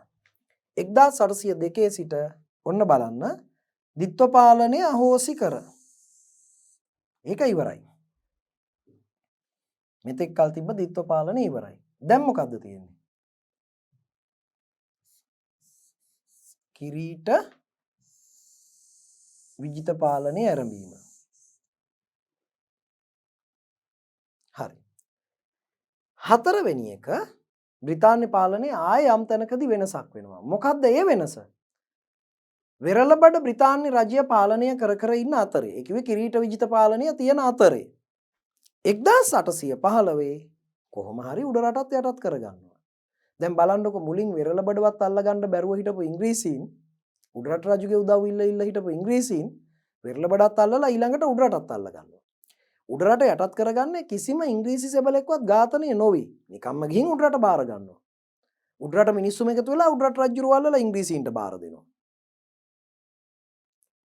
මෙච්චර කල් උඩ රට යටත් කරගන්න පෘතුගීසීන්, ලන්දේසීන්, ඉංග්‍රීසීන් කොච්චර යුද්ධ කරාද? ඔයගොල්ලෝ අහලා ඇතිනේ උඩ රටත් එක්ක කරපු යුද්ධ. දන්තුරේ සටන, බලන සටන, රන්දෙනිවල සටන, ගන්නොරුව සටන, මහ විශාල සටන් සිද්ධ වුණා. ලන්දේසීන් කීර්තිසී රාජසිංහ රජ සමයේ උඩ රට ආක්‍රමණය කරා, උඩ රටට පහර දුන්නා. ලන්දේසීන් දෙවනි රාජසිංහ රජ සමයේ උඩ රට ප්‍රදේශ ගණනාවක් අත්පත් කරගත්තා. හැබැයි ඒ මොක කළා? එයාලට උඩ රට යටත් කරගන්න බැරි වුණා. 1803 ෆෙඩරික් නෝර්ත් ආණ්ඩුකාරයා උඩ රටට හමුදාවක් යවලා ඉංග්‍රීසි හමුදාවක් ඉංග්‍රීසීන් උඩ රට අල්ලගන්න හැදුවා. එදත් බැරි වුණා. ඒ වෙලාවෙත් බැරි වුණා. ඒ අවස්ථාවෙත් එයාලට ඒක කරගන්න උන්නේ නැහැ. හැබැයි 1815 නිකම්ම ගිහින් උඩ රට ඇල්ලුවා. උපායශීලී බව, කපටිකෛරාටික භාවය, ඉංග්‍රීසීන් යෙදූ උපක්‍රම ඒවට අපි අහු වුණා. අපි රැවටුණා. අපි බෙදුණා. අපි එකමුතු වෙලා හිටියේ නැහැ. එදත් අපේ ශක්තිය හීන කරේ විරුද්ධවාදීන් අපේ සතුරන් කොහොමද? අපේ එකමුතුකම නැති කරලා. පැහැදිලි නේද? 1815 මොකද්ද පාලනය සිද්ධ වෙන වෙනස? නිල් පාටින්ම ලියමු නේ. මොකද්ද පාලනය සිද්ධ වෙන වෙනස? 1815 කියන්න දුල පුතාලා 1815 උඩ රට ඇතුළු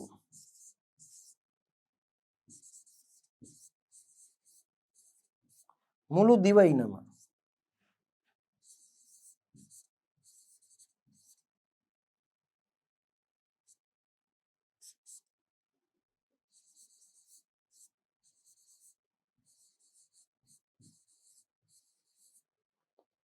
1815 උඩරට ඇතුළු මුළු දිවයිනම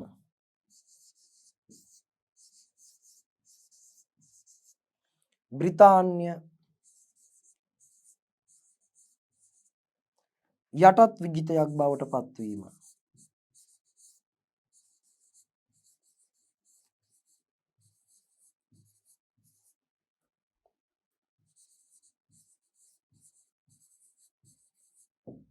හොඳයි. ඔන්න එහෙනම් බලන්න පිළිවෙලින් බ්‍රිතාන්‍ය පාලනය ලංකාවේ ගෙන ගිය විදිහ. මොකද්ද මාතෘකාව?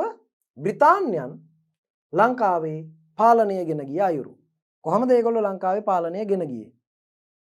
බ්‍රිතාන්‍යයන් මේ රටේ පාලනය ගෙන ගිය අයුරු. 1796 සිට 1798 දක්වා පෙරදිග ඉන්දීය වෙළඳ සමාගම ලංකාවේ වෙරළබඩ පාලනය කළහ.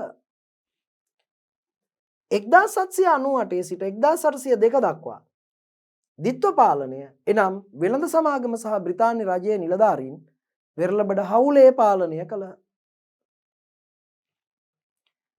1802 දිත්ව පාලනය අහෝසි කර ලංකාවේ පාලනය බ්‍රිතාන්‍ය රජයේ නිලධාරීන් යටතට පමණක් ගැනීම. කිරීට විජිත පාලනය බ්‍රිතාන්‍ය කිරීටයේ යටත් විජිතයක් ලෙස වෙරළබඩ පාලනය කිරීම. 1815 උඩරට ඇතුළු මුළු දිවයිනම බ්‍රිතාන්‍ය යටත් විජිතයක් බවට පත් කර ගැනීම. හොඳයි. ඔය තමයි ලංකාවේ බ්‍රිතාන්‍ය පාලනය ස්ථාපිත වෙච්ච පියවර 4. ඉතින් දුවේ පුතේ අලුත් විෂය කරුණු කීපයකුත් එක්ක මේ මාතෘකාවේ ඉදිරි පියවරට යන්න අපි ඊළඟ වීඩියෝවෙන් බලාපොරොත්තු වෙනවා. එහෙමනම් මේ වීඩියෝව තුලින් ඔබට බ්‍රිතාන්‍ය පාලනය ලංකාවේ ස්ථාපිත වීමට පසුබිම් වූ කරුණු කාරණා ටික හොඳින් අවබෝධ වුණා කියලා අපි හිතනවා. මම ඒ නිසා කියනවා මේ දූල පුතාලාට බොහොම ආදරෙන් ඊළඟ වීඩියෝ පටයට යන්න කලින් හොඳට මේ වීඩියෝ පටය කීප සැරයක් අධ්‍යයනය කරන්න. මේකේ තියෙන වැදගත් දේවල් බලා ගන්න. එහෙම බලලා ඊළඟ වීඩියෝ කොටසට සූදානමින් ඉන්න.